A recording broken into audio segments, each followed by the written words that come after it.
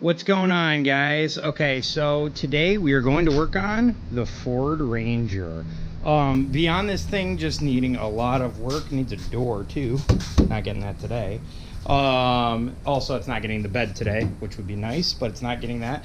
But we're gonna try to get as much of this stuff installed as possible.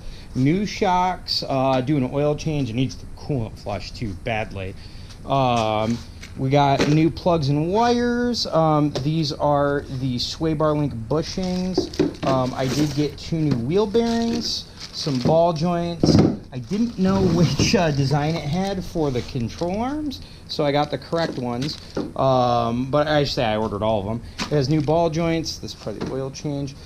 These should be inner and outer tie rod ends, again, which it needs horribly. Sway bar links that go with those bushings. These are the other ends of the tie rods, as well as the other wheel hub. Beyond that, there's also the skid plate that needs to be painted and installed. I bought this for this. It does not appear to be for the Ranger. Super annoying that somebody would go out of their way to make an entire listing saying it's for a Ford Ranger and it's not, but I guess that is what it is. So I'm gonna start cracking into the side with the bad tie rod end. If I can showcase real quick what that looks like.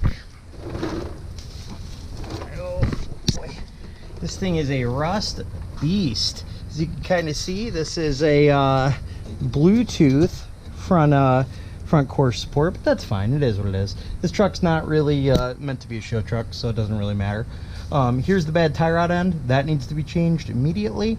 As well as the ball joints are just not great. This bottom one's decent from what I can tell, but I did grab them. I might just change the lowers. The lowers are pressing. We'll see. Everything is going to fight me on this, especially the tie rods, which is unfortunate because I really need to get those done. But beyond that, it has a horrible smell of coolant. Not like a leak, but like the coolant's burnt. It does look like somebody did put an aftermarket transcooler on this, so that is super nice because that was something I was going to do.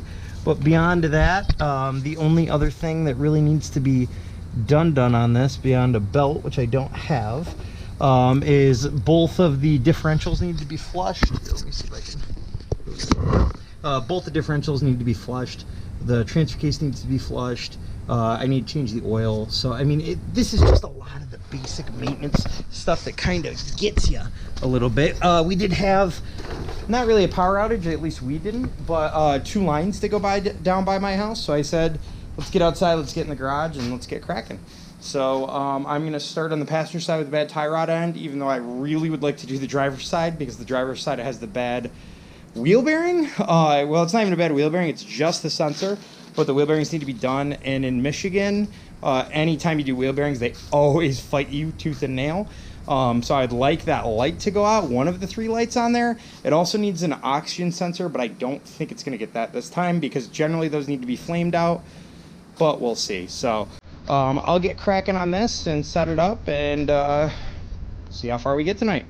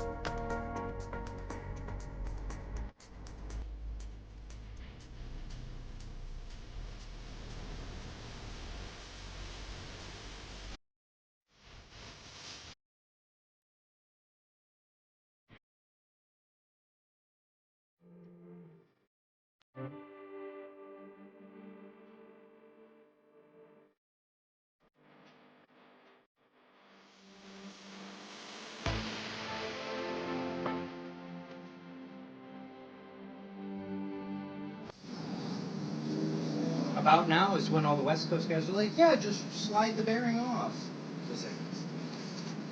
We'll see.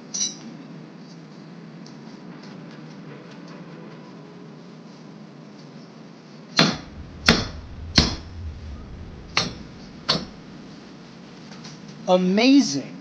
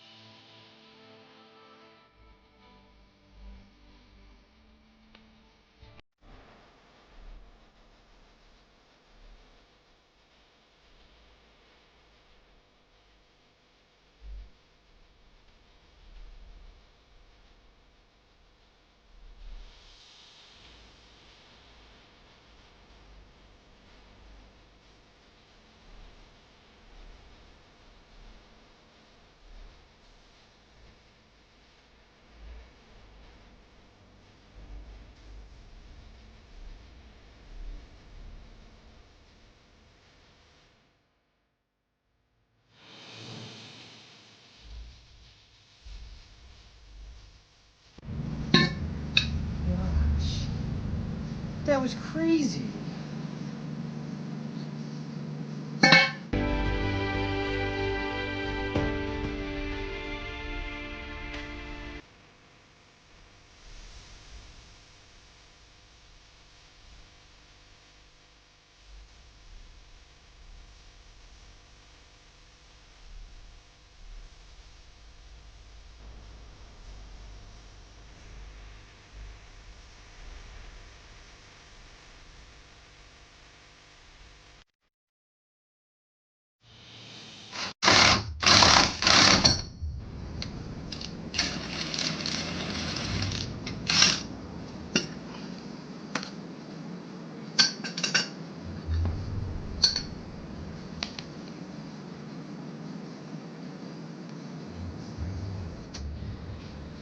Took a quick cool down break, but gonna get right back at it again to try to get this side finished up and then start on the reassembly.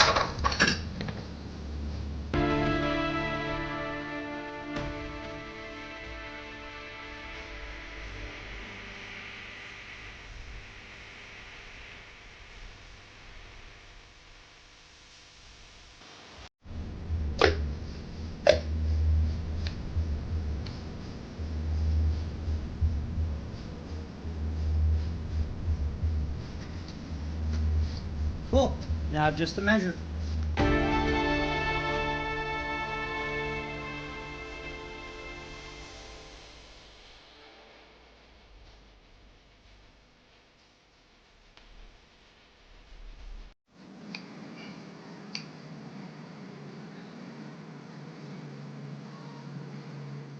So coming back to the bench over here, I need to now put together my inner and outer tie rods. However, I did measure them to be 14 and 9/16 because the way that I did this measurement, I had already taken this off. So I need to go ahead and measure now to make sure that we are A-OK on the outside, because once we get everything all buttoned up, probably it'll still get an alignment because I think it needs one, But with that being said, this will get us to the point where it's not going to chew up the tires. Tires are looking good, so just need to quickly just measure that out.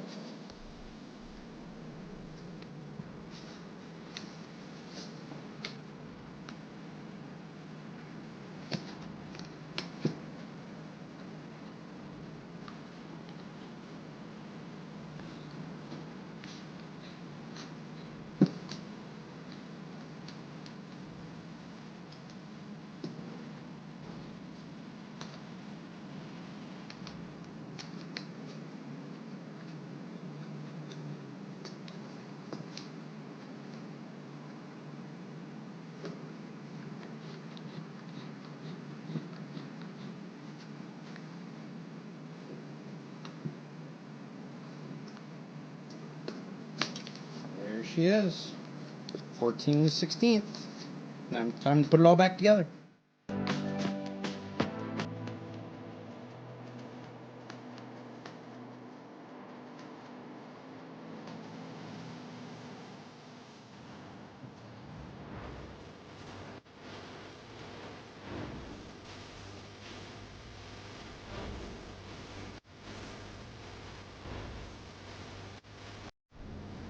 Okay, well, the camera died on accident, but I did get this all figured out, so now I'm going to blast this all together and hopefully get moving pretty quickly.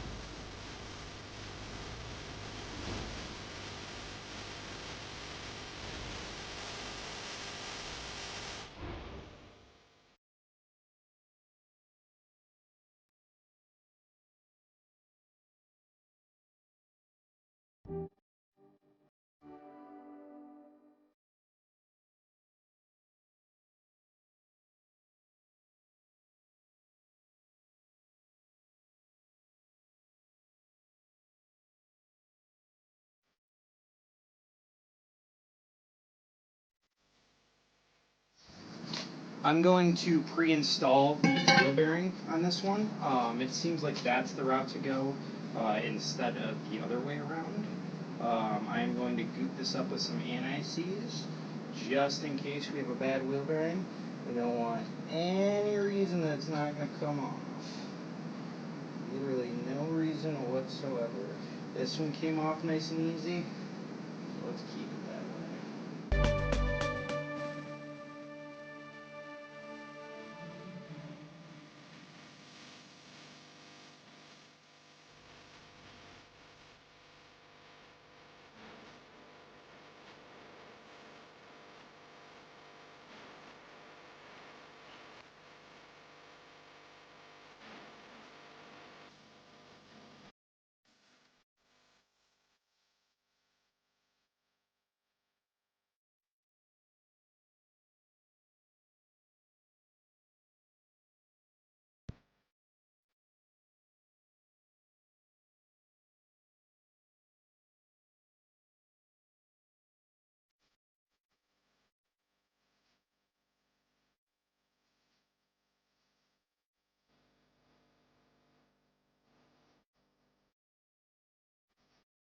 And that's what success looks like. Boom. Actually, it doesn't want to come out, but that's okay. So I used one of these bits on my Dremel. Okay, and all right, let's get everything together.